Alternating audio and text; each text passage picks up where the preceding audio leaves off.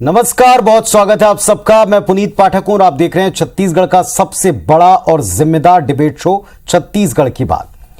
बीते दिन जशपुर विधायक के विरोध में इलाके के हजारों मसीही समुदाय के लोगों ने 130 किलोमीटर लंबी मानव श्रृंखला बनाकर विरोध दर्शाया। जाहिर है इस विरोध पर जमकर बहस छिड़नी ही थी। दरअसल मसीही समाज भाजपा विधायक रायमुनि भगत के एक बयान से भड़क गया। दूसरी तरफ बीजेपी विधायक इस विरोध के बावजूद अपने बयान पर कायम हैं और इन सब के पीछे अवैध धर्मांतरण को और उसके लिए काम करने वाली अवैध धर्मांतरण को प्रमोट करने वाली फोर्स को इसकी जिम्मेदार मानती। बीजेपी विधायक ने उनका विरोध करने वालों से सीधे और तीखे सवाल पूछकर इलाके में अवैध धर्मांतरण के खिलाफ अपनी मुहिम आगे भी जारी रखने का दावा किया। सवाल यह है कि क्या इस विवाद के पीछे धर्मांतरण का खेल असल वजह है या फिर यह एक सियासी लड़ाई है जिस पर धर्म का रंग चढ़ाया जा रहा है। हर पक्ष को सुनना बहुत जरूरी है। खुलकर हर पक्ष को सुनेंगे, इस पर डिबेट भी करेंगे। हमारे साथ में जो पैनल जुड़ रहा है इसमें इस वक्त आप देख रहे हैं भारतीय जनता पार्टी के युवा और तेज तर्रार नेता विधायक रिकेश सेन जी जुड़ गए। रिकेश जी नमस्कार, स्वागत है आपका। संतराम नेताम साहब हैं, भारतीय जनता पार्टी के तमाम सवालों का जवाब यहां मंच पर कांग्रेस की तरफ से देंगे पूर्व विधायक संतराम नेताम जी। नेताम जी स्वागत है आपका, भी बहुत बहुत स्वागत है। और अरुण पन्नालाल जी हैं, अध्यक्ष हैं छत्तीसगढ़ क्रिश्चियन फोरम के, वो भी हमारे साथ जुड़े हैं। आपका भी बहुत बहुत स्वागत है। आप तीनों से हम डिबेट की शुरुआत करेंगे। पहले एक रिपोर्ट देखिए।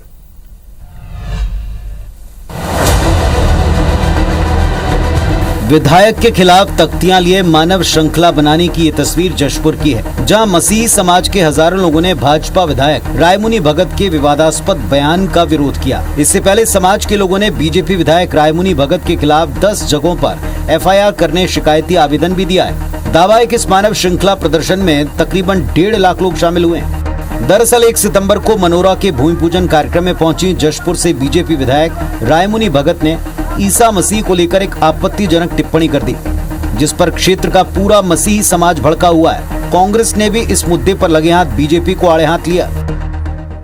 एक मुख्य कारण यह है कि रायमुनि भगत ईसाई मन के ऊपर में अभद्र टिप्पणी करी से और वो टिप्पणी हमला आघात पहुंचाई से तो हमन चाहतन कि ओकर ऊपर एफआईआर दर्ज हो और कड़ी से कड़ी उमन पर कार्रवाई हो। ऐसे व्यक्ति को संविधान के तहत जनप्रतिनिधि रहने का अधिकार भी नहीं रह जाता। संयमित है, अमर्यादित है, कानून के विपरीत है। कानून में धाराएं हैं इसमें एक्शन लेने के लिए। शासन को और प्रशासन को कानून सम्मत कार्रवाई इसमें करनी चाहिए। इधर इलाके में इतना मुखर विरोध होने के बावजूद भाजपा विधायक रायमुनि भगत अपने बयान पर कायम हैं।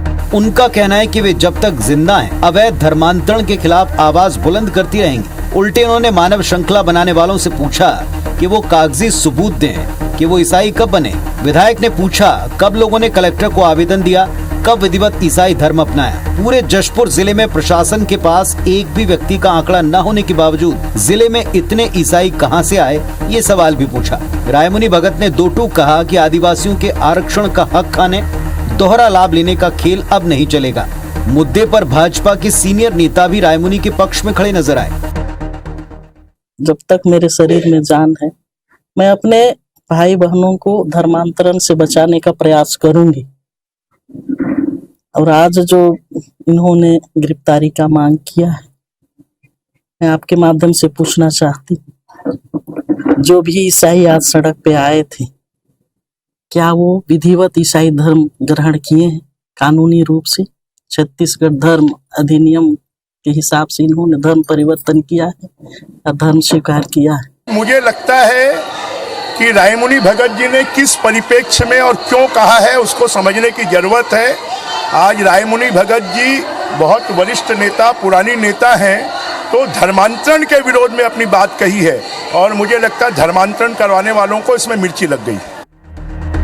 वैसे जशपुर में धर्मांतरण हमेशा बड़ा मुद्दा रहा है। 1905 में फादर लिंगटन के पहली बार जशपुर आकर 64 परिवारों को धर्मांतरित करने का जिक्र मिलता है। तभी से वैध अवैध तरीके से धर्मांतरण का खेल चलता रहा। विवाद इस बात को लेकर रहा कि एक तो बिना लोग भय या लोभ में धर्मांतरित होते हैं और दूसरा धर्म बदलने के बावजूद आदिवासियों के कोटे को मिलने वाले सारे लाभ लेते रहते हैं, पर यहाँ विधायक रायमुनी से जुड़े विवाद में सबसे बड़ा सवाल ये, क्या बिना ईसा मसीह पर विवादास्पद टिप्पणी किए धर्मांतरण का विरोध नहीं किया जा सकता था? राजेश राज, IBC 24, रायपुर।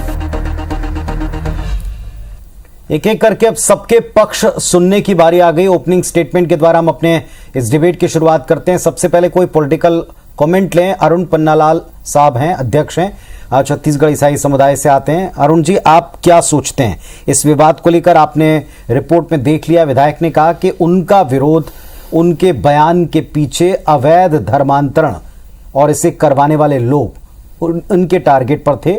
इस पर जो विरोध करने वाले हैं वो दरअसल अवैध धर्मांतरण का खेल खेल रहे हैं। मेरा मानना ऐसा है कि ये जो धर्मांतरण की बात उठा रहे हैं ये सरफेस की बात है, ये सतही तौर पे निशाना कहीं है, आंखें और चोट कहीं और करनी है। ये इस तरीके से हम इसको देखते हैं, क्योंकि धर्मांतरण यहाँ पे वैध अवैध तो हो ही नहीं सकता है, क्योंकि यहाँ पे छत्तीसगढ़ बना, उसके बाद धर्म अधिनियम अभी तक यहाँ लगा नहीं है। मध्य प्रदेश का धर्म अधिनियम लगा है जो कि वो भी असंवैधानिक है। खैर वो एक अलग मुद्दा है, पर ये सब होके अवैध तो कुछ हो ही नहीं सकता जब तक यहाँ कानून ना हो। दूसरी बात मैं ये कहना चाहता हूँ कि ये जो धर्मांतरण की बात आ रही है, ये हर सरकार हर वक्त पिछले मैं कहता हूँ सन 64 से उठाती आ रही है। समाधान कोई ढूंढना नहीं चाहता, आंकड़े किसी के पास नहीं है। आज भी मैं दावे के साथ पूछता हूं, चलिए हमें बताइए कितने ईसाई आज की तारीख में हैं और आज से 5 साल पहले या 3 साल पहले कितने ईसाई थे। कि चलिए ये भी मान लेते हैं कि ये जो अवैध धर्मांतरण का जो आप रट्टा लगाई हैं, तो हम उसको भी पूछ लेते हैं आपसे कि आपके पास क्या आंकड़े हैं। आज से 5 साल पहले कितने अवैध धर्मांतरण हुए, आज कितने हुए, आप इतने विचलित अचानक क्यों हो गई? इसके पीछे पूरा एक दूसरा षड्यंत्र चल रहा है। अगर इजाजत देंगे तो मैं उसके बारे में बात करूं। चलिए, आप जरूर बात करिएगा। अभी फिलहाल सबका ओपनिंग स्टेटमेंट सुन लें अरुण जी, इसके बाद फिर हम जरूर इस पर आ सकते हैं समय के मुताबिक। रिकेश सेन साहब, आपने सुना अरुण पन्नालाल जी को, उनका कहना है धर्मांतरण अवैध तो हो ही नहीं सकता, यहाँ पर कोई नियम ही नहीं बना पाई है सरकार, लंबे समय तक आप भी रहे। दूसरी बात, उन्होंने ये कहा कि इसके पीछे निशाना कहीं और है। देखिए, सबसे पहले तो आप सबको नवरात्रि की बधाई देता हूं। जी, आपको। और जी देखिए, जो हमारे विधायक महोदय ने जिस प्रकार से अपना बयान दिया है, उन्होंने सीधा स्पष्ट इस बात को कहा है कि अवैध धर्मांतरण के खिलाफ मैं हूं। उन्होंने कहा कि छत्तीसगढ़ में और उनके विधानसभा में कहीं पे भी अवैध धर्मांतरण होगा तो वो उसके पक्ष में नहीं है। और मुझे ऐसा लगता है कि सबको अपने धर्म की रक्षा करनी चाहिए और कहीं पे भी जबरदस्ती का जो है, जबरन जो है धर्मांतरण नहीं करवाना चाहिए। और उन्होंने एक बात और, एक बड़ा, मैंने उनका बाइट अभी देख रहा था, उन्होंने कहा कि उनके खिलाफ आज कुछ लोगों ने प्रदर्शन किया, वो प्रदर्शन करने वाले एक भी जो है ईसाई धर्म के नहीं दिख रहे थे। मुझे ऐसा लगता है ये मुद्दा तो है छत्तीसगढ़ में, इससे कोई इनकार नहीं किया जा सकता। आज के समय में लोगों को लोभ लालच देके धर्मांतरण तो कराया जा रहा है और हम सबको, क्रिश्चियन समाज को भी इसके लिए संवेदनशील होने की आवश्यकता है कि हो सकता है आपके समाज में कुछ वर्ग ऐसे हो, हर समाज में हर धर्म में कुछ लोग ऐसे होते हैं जो लोग गलत दिशा की ओर जाते हैं। उसको ठीक करने का काम समाज को करना चाहिए। अगर किसी की इच्छा नहीं है धर्म परिवर्तन करके, तो उसको जबरदस्ती या कोई लालच को देके या कोई धर्म को देके बदलने की आवश्यकता नहीं होनी चाहिए, मुझे ऐसा लगता है। ठीक है, कांग्रेस को भी सुन लेते हैं। संतराम नेताम साहब, कांग्रेस पार्टी क्या विरोध की बहती गंगा में हाथ धो रही? क्योंकि बीच में आपकी भी सरकार रही, धर्मांतरण उस वक्त भी कई बार मुद्दा बना। अब की बार जब एक बीजेपी विधायक के खिलाफ प्रदर्शन हुआ तो कांग्रेस कहती है उन पर जरूर FIR होना चाहिए, उन पर एक्शन होना चाहिए। उनके भी कुछ सवाल हैं कि इन सब के पीछे अवैध धर्मांतरण और इसे करवाने वाली फोर्स है। कांग्रेस क्या सोचती है इस पर? आदरणीय पाठक जी, नवरात्र का दूसरा दिन चल रहा है जी, और आप सभी को नवरात्र की बहुत बहुत बधाई, शुभकामनाएं जी। और आज जो डिबेट में हम लोग जो बहस कर रहे हैं, जो बात कर रहे हैं, मेरा ये कहना है इस विषय पे कि भारत के संविधान ने प्रत्येक व्यक्ति को मौलिक अधिकार दिया हुआ, सबको अपने अपने धर्म मानने की स्वतंत्रता दिया। मैं ये कहना चाहता हूं कि माननीय जो विधायक है रायमुनी भगत जी, उसके जो बयान जो सामने आया है वास्तव में एक समाज को लेके आया, एक धर्म को लेके आया है। और मैं कहता हूं कि किसी के धर्म को ऐसा नहीं कहना चाहिए जिसके उसके भावनाओं को ठेस लगे, उसको आघात लगे। मेरा यह कहना है कि कोई भी व्यक्ति हो अपना अपना धर्म मान सकते हैं। मैं ये कहूंगा कि धर्मांतरण नहीं होना चाहिए, जबरदस्ती नहीं करना चाहिए, ये मैं भी इसको स्वीकार करता हूं। पर अगर कानून बना है, अगर कोई जबरनिया कोई अगर धर्मांतरण कराता है तो उसके खिलाफ एफआईआर होना चाहिए, इसको हम भी सहमत हैं। पर अगर कोई स्वेच्छा से मानता है, जाते हैं कि कोई भी कारणों से, तो मैं समझता हूं कि किसी भी धर्म पर, चाहे सिख, ईसाई और मुस्लिम जो भी हो, किसी भी धर्म के प्रति हमको टिप्पणी नहीं करना चाहिए, ऐसा मैं मानता हूं। ठीक है, उत्तर आपने सुन लिया राकेश सेन साहब। उनका कहना धर्मांतरण का विरोध, इस पर बहस, और स्पेशली जशपुर के इलाके में कोई नई बात नहीं है। जशपुर में तो भारतीय जनता पार्टी के जो एक बड़े लीडर रहे हैं, उन्होंने धर्मांतरण को लेकर एक ऐसा अभियान छेड़ा जो पूरे देश में, बल्कि कई बार उसकी वैश्विक स्तर तक पे चर्चाएं हुई हैं। लेकिन इस बड़ी समस्या पर जो तरीका, जो शब्द अपनाया गया, क्या पार्टी उनके साथ है? कांग्रेस कहती है हम उसका विरोध करें। देखिए, सबसे पहले तो कांग्रेस को ये समझना होगा और पूरे देश को ये समझना होगा कि आज क्रिश्चियन समाज के साथ कांग्रेस तो हमेशा दिखती है, कोई दिक्कत नहीं है। और हम भी जो है क्रिश्चियन समाज के साथ उनके हर कार्यक्रमों में, हर जगह हम भी शामिल होते हैं। हम किसी धर्म के खिलाफ नहीं है, हम जो है सिर्फ अवैध धर्मांतरण के खिलाफ है। और मुझे ये बात आपके विधायक संत राम नेताम जी से पूछना होगा कि आप ये बताइए कि कांग्रेस के लोग जिस प्रकार से लगातार हिंदू देवी देवताओं का अपमान करते हैं, आपके महापौर है नांदगांव से जो हेमा देशमुख जी, उन्होंने एक शपथ दिलवाई थी सार्वजनिक कि कोई भी शपथ लीजिए कि कोई भी हिंदू देवी देवताओं की पूजा नहीं करेगा। तो क्या इसके लिए डिबेट नहीं होना चाहिए? क्या हेमा देशमुख के खिलाफ एफआईआर दर्ज नहीं होना चाहिए? आपके शासन काल में उन्होंने ये बात कही थी। आप अपने धर्म की रक्षा कीजिए, इसमें कहीं कोई दिक्कत नहीं है, लेकिन आपको हिंदू धर्म के खिलाफ भी बोलने का अधिकार आपको नहीं होता है। आपके मणिशंकर अय्यर जी जो कांग्रेस के बड़े नेता है, आपके कपिल सिब्बल जी जो एक वकील है सुप्रीम कोर्ट के, कांग्रेस के भी नेता थे, अब समाजवादी में है। आपके सलमान खुर्शीद जी, उन्होंने भगवान राम को काल्पनिक बताया था। उन्होंने कहा था कि कोई ऐसा भगवान ही नहीं है इस दुनिया में, हम लोग पत्थर को पूजते हैं। और वो ये थोड़ा सा मुद्दे पर भी आते हैं राकेश सेन जी, थोड़ा मुद्दे पर आते हैं। ठीक बात है, आपने जितने भी तथ्य रहे वो ठीक है, लेकिन क्या इसके लिए किसी के महापुरुष के बारे में कोई भी टिप्पणी करना किसी भी तरीके से उचित है? और एक बड़ी समस्या है, और उस पर तथ्य भी, फैक्ट भी उन्होंने रखने की कोशिश की है कि कोई आंकड़ा नहीं है। रायमुनि जी ने बाद में जो कहा उस पर कई सवाल उठाए, प्रशासन से भी वो सवाल हैं, धर्मांतरण करने वालों से भी हैं, जिन्होंने करवा लिया है उनसे भी वो सवाल हैं, लेकिन वो सवाल साइड रह गए, विरोध उस वीडियो पे हो गया। नहीं, बिल्कुल आप किसी भी भगवान के विषय पे, ईश्वर के पे जो है किसी को टिप्पणी करने का अधिकार नहीं है।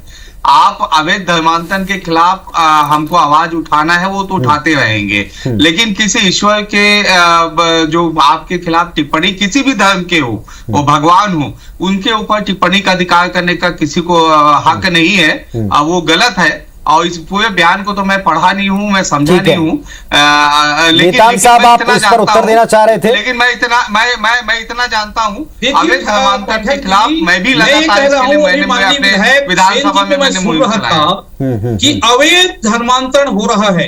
तो मैं ये प्रश्न करना चाहता हूँ विधायक जी से कि अवैध अगर धर्मांतरण हो रहा है तो आपके पास कानून है, आपकी सरकार है, आप उसके खिलाफ एफआईआर क्यों नहीं कराते? आप मुझे ये बता दीजिए कि कितने अवैध आपके पास प्रकरण हैं, आप मुझे जानकारी दीजिए। और हम मना नहीं कर रहे हैं, कांग्रेस के लोग, हम ना ईसाई के पक्ष में है ना मुस्लिम के पक्ष में, हम सभी धर्म के साथ में हैं।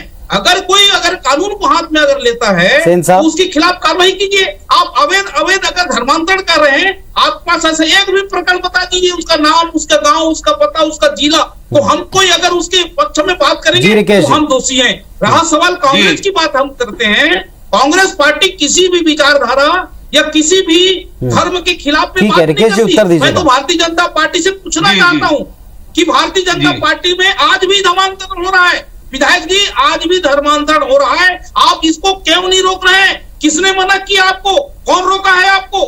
आप अभी भी रिकेश जी उत्तर दें, उनकी बातों का उत्तर दें, समय निकल जाएगा। जी जी जी।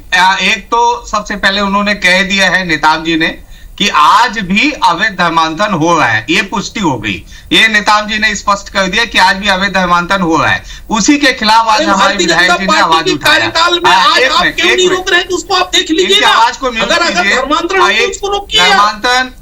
धर्मांतरण को आपने बता दिया कि धर्मांतरण हो रहा है। दूसरा विषय ये बताना चाहता हूं, भूपेश बघेल जी के शासनकाल में हमने 46,878 अलग अलग जिलों में अवैध धर्मांतरण के हमने आवेदन दिए। हमने उनको रिपोर्ट दर्ज करने के लिए थानों में आवेदन दिए, लेकिन भूपेश बघेल की सरकार ने एक भी जो है अपराध दर्ज नहीं किया। दूसरा विषय यह है, वर्तमान में जब से भारतीय जनता पार्टी की सरकार आई है, अवैध धर्मांतरण वालों के मन में एक डर सा बैठ गया है। इसलिए अभी 8 महीने में धर्मांतरण की शिकायत अभी तक हमारे पास नहीं आई है, और जहां पे आ गई है रिकेश जी, वैधता और अवैधता को लेकर के यहाँ पर अरुण पन्नालाल जी ने एक शुरुआत में डिबेट के अपने कहा था कि आप किस आधार पर इसको क्या कहेंगे। और मैं बताता हूं उसमें अवैध और वैध का मतलब ये है, अवैध मैं उसे मानता हूं जो सिर्फ उसको बीमारी के डर से, उनके घर में आर्थिक स्थिति खराब होने की वजह से एक दिन में ही उन्हें सिर्फ लाख रुपए 2 लाख रुपए दे के उन्हें तत्काल धर्मांतरण करवा दिया जा रहा है, वो अवैध है। और वैध, जैसे उन्होंने अध्यक्ष जी ने कहा, मसीह समाज के अध्यक्ष जी ने कहा कि वैध जो है विधिवत तरीके से उसका पालन कोई भी प्रदेश पे नहीं हो रहा है। अगर चिंता व्यक्त करते हैं मसीह समाज की वैध तरीके से होना चाहिए, तो उसके लिए भी जो है आपको इसके लिए पहल करने की आवश्यकता है। लेकिन मेरी जानकारी के अनुसार अभी तक अवैध चल रहा था, वो अवैध लालच के थ्रू नहीं होना चाहिए, और सबको अपने धर्म की रक्षा करने का अधिकार है। अरुण पन्नालाल जी, आपने रिकेश जी को भी सुना, और एक जो सबसे बड़ा हमारे साथ में हम कोशिश कर रहे हैं कि हमारे साथ में विधायक मैडम भी जुड़ जाएं, ताकि उनसे हम सीधे पूछें, जो आरोप आप लोग लगा रहे हैं उस पर भी उनसे उत्तर ले सकें। लेकिन उनका एक बड़ा गंभीर आरोप है कि जिन लोगों ने विरोध किया वो असल में ईसाई कब बन गए, इसका कोई डेटा किसी के पास में नहीं है। इस पर भी वे सवाल उठा रही हैं और कह रही हैं कि इसी के खिलाफ उनकी मुहिम है, जो लोगों को बुरी लग रही। इनका कहना बिल्कुल गलत है। मुद्दे की बात यह थी कि रायमुनि भगत जी के अगेंस्ट जो बात हुई है और जो आक्रोश एकदम फैला है, उसने क्योंकि हमारे धर्मगुरु ईसा मसीह के विरुद्ध में बहुत अभद्र बात की है, उससे ये सब भड़का है। और इसको जो अभी जो विधायक जी बैठे हुए हैं उनने भी माना है कि जो ऐसा करना गलत है। तो हमारी तो मांग उतनी, इनने गलत क्या है, इनको अंदर करो, बस इतनी सी बात है। और जैसे मैंने पहले कहा कि निशाना कहीं और है और बात कहीं और है। आपने धर्मांतरण का मुद्दा बहुत बाद में लेके आया है। धर्मांतरण का समाधान चाहते हैं तो सब समाधान है, पर ये हर वक्त 2 साल 3 साल के बाद आप धर्मांतरण उठाते रहते हैं जिसकी कोई भी वैधता नहीं है। आपने भी जैसे देखा अरुण जी, आ गई आपकी बात को भी उन्होंने संभवतः सुना होगा। रायमुनि भगत जी, विधायक भारतीय जनता पार्टी के, जिनके बयान से सारा ये पूरा विवाद शुरू हुआ था, वे जुड़ गए हैं। रायमुनि जी, स्वागत है आपका IBC 24 पर। हमारे साथ में इस वक्त 3 गेस्ट हैं। बीजेपी के विधायक है रिकेश सेन जी, संतराम नेताम जी हैं कांग्रेस से, और अरुण पन्नालाल जी हैं अध्यक्ष छत्तीसगढ़ क्रिश्चियन फोरम के। उनको आपने सुना, वो कह रहे हैं धर्मांतरण का मुद्दा आपने बाद में जोड़ा विवाद के बाद। दरअसल ईसा मसीह की टिप्पणी का वे विरोध कर रहे हैं और इसी पर FIR चाहते हैं।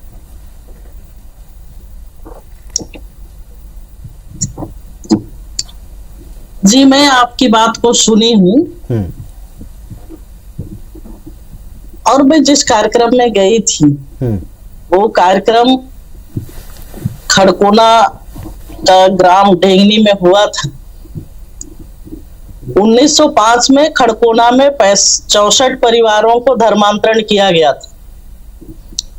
1905 में 64 परिवार धर्मांतरित हुए, और आज लगातार पूरे छत्तीसगढ़ में, पूरे जशपुर जिला में धर्मांतरण चरम सीमा पर है। कौन जिम्मेदार इसका रायमुनि Bhagat ji? Maximum time BJP की सरकार रही है। यहाँ अरुण जी कह रहे हैं ईसाई समुदाय से कि अवैध आप कैसे कहेंगे, आपके पास में कोई नियम कायदा कानून अगर इसका है और उसको आप लागू कराते हैं तो फिर प्रशासन और सरकार जिम्मेदार है। बहुत छोटा सा कमेंट आपका। देखिए, सबसे पहले तो मैं कहना चाहूंगी कि सभी व्यक्तियों को अपने अपने धर्म का पालन करना चाहिए।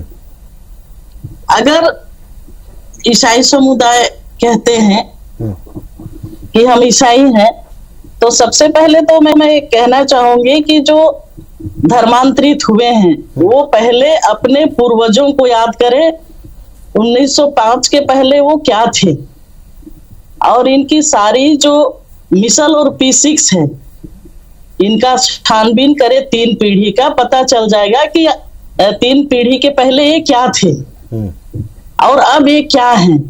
चलिए ठीक है, वक्त की थोड़ी पाबंदी है रायमुनि जी। एक मिनट जी जी, अगर ये धर्मांतरित हुए हैं तो विधिवत धर्मांतरण अधिनियम का पालन किए हैं क्या? जिला मजिस्ट्रेट और दंडाधिकारी को आवेदन दिया है क्या? उनके अनुमति से धर्मांतरित हुए हैं क्या? अनुमति लगती नहीं है उसमें। यहाँ अरुण जी कह रहे हैं कि ऐसी अनुमति का कोई नियम छत्तीसगढ़ में लागू ही नहीं है। नहीं, पूरे देश में नहीं है। आप पढ़ लीजिएगा, छत्तीसगढ़ मैंने उसका विरोध भी किया है, और 1900 यहाँ का छत्तीसगढ़ के धर्म विधेयक हमारे विरोध के कारण आज तक नहीं लग पाया है। 3 बार ध्वस्त हुआ है, आपके विधानसभा से ध्वस्त हुआ है। हम कानून बहुत अच्छे से अरुण जी सबका धर्म एक समान है, सबको धर्म प्यारा है, लेकिन मुझे तकलीफ है छोटे छोटे गांव में दीमक की तरह सभी ट्राइबल समाज के लोगों को धर्मांतरित किया जा रहा है चंगाई सभा के माध्यम से। क्या आपके पास आंकड़ा है कितने? देखिए, जो आपने तो पहले एक अभद्र टिप्पणी फिर से करी है, आपने हमारे समाज को दीमक बता दिया है। आप इसी के ऊपर अगर हम लोग आज कानूनी कार्रवाई करने नहीं, हमारी बात आप पहले सुन लीजिए। नहीं, आपको हमारी बात सुननी पड़ेगी। आप हमारे मतलब जिस किस्म की बात को सुनिए, आप टिप्पणी नहीं, ऐसा तो होगा नहीं। आप ऐसे अभद्र टिप्पणी मैंने नहीं किया है। आप मैं ना धर्म की ज्ञाता हूँ ना मैं कोई विद्वान हूँ। हाँ, ये सही कहा आपने। सभी लोगों को अपने अपने धर्म ग्रंथ को बढ़िया से चलिए रिकेश जी, आप भी कह लीजिए। जी जी जी, देखिए पुनीत जी, अरुण जी, मैं आपको बताना चाहता हूं, ये सवाल अगर एक दूसरे के ईश्वर पे अगर टिप्पणी क्यों हो रहा है इस प्रदेश में, इस देश के अंदर, अगर आप हमारे हिंदू देवताओं को, अगर कोई भी ऐसे समाज का, कोई जरूरी नहीं कि समाज में सब लोग अच्छे हो, उस समाज में ऐसे लोग भी होते हैं, नकारात्मक लोग होते हैं, जो लोग हमारे हिंदू देवी देवताओं को, अगर आप उस समय जहाँ पे रायमुनि भगत जी थी उस जगह पे वो बता रहे थे कि वहां पे उस 64 परिवारों को किस तरीके से बताया गया कि आपके हिंदू धर्म में ताकत नहीं है, आपके हिंदू धर्म में जो है में रहने वाले देवी देवताओं पत्थर के हैं। ठीक है, रिकेश जी आप अपनी जगह सही हैं, आप इस चीज को बिल्कुल आप अपनी जगह सही है, लेकिन रायमुनि भगत जी की पीड़ा धर्मांतरण को लेकर के है, उनकी टिप्पणी किसी अलग दिशा में गई है, और इसको लेकर क्या समाज का आंदोलन सही है गलत है, इस पर हमने सब पक्षों को सुना और सुनवाने का प्रयास किया। जनता यह डिसाइड करने वाली है कि आंदोलन राजनीति के तहत किया गया विरोध प्रदर्शन या फिर इस पर अब राजनीति हो रही। फिलहाल समय की बाध्यता है, इसलिए इस डिबेट में आप सबको अपने तर्क रखने के लिए, अपनी बात रखने के लिए मैं धन्यवाद दूंगा। धन्यवाद, नमस्कार।